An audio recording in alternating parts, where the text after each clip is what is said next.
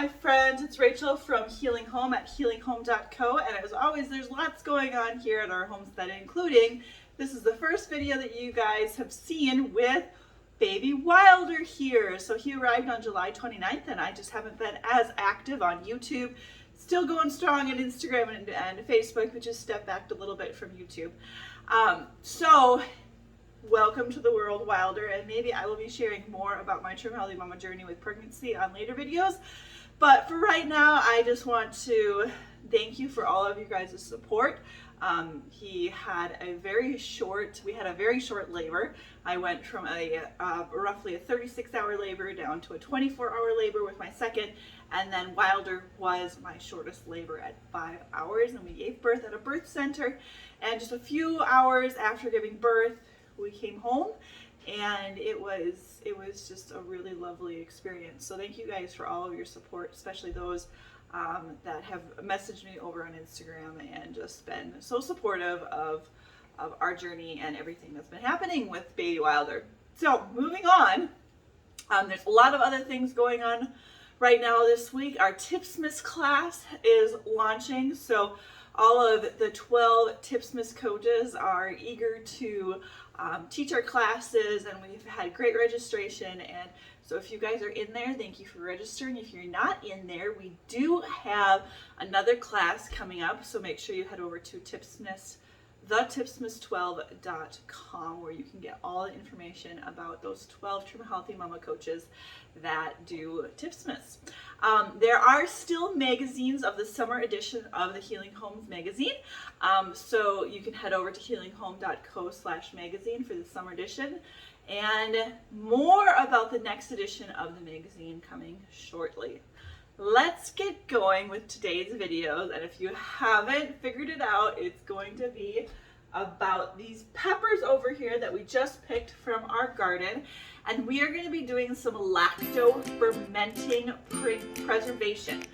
So these are not going to be necessarily shelf stable, although if you had like a root cellar or a really cool place in your home that was cool all of the time, I think the temperature they recommend is below 50, but I might have to look that up.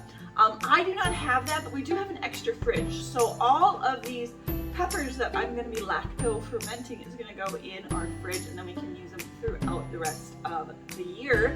They usually stay good for about 6 months, so I might have to just do a little bit of prepping with when I want to use those, but we are going to do some lacto fermenting. So to lacto ferment, all you're going to need is some basic tools, some mason jars. You're going to need a lacto fermenting airlock topper, which I use a couple different ones, which I'll link below in the video, and a weight, a glass weight that will keep the peppers underneath the water brine, and that prevents molding.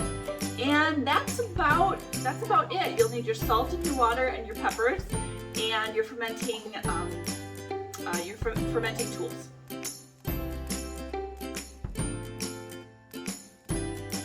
So I thought I'd just show you the actual lids that I'm talking about for fermenting. These are called pickling lids.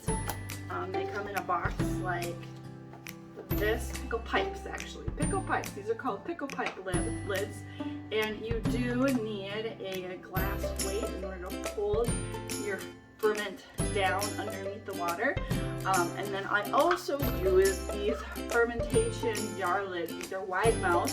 According to the directions, you don't need a glass weight to hold the vegetables down, but I still do. I like to put my glass weight in these and then seal this, and this keeps the air all locked in correctly, and your fermentation safe from mold.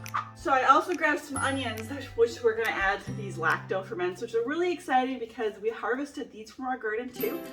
So these lacto ferment peppers are going to be entirely made just from our harvest, which is just really an exciting feeling.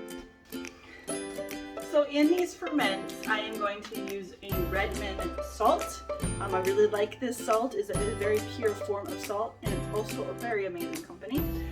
So I have added 2 tablespoons of salt into these 2 mason jars, which should roughly be the amount of water that I need for my 4 pints of fermented peppers.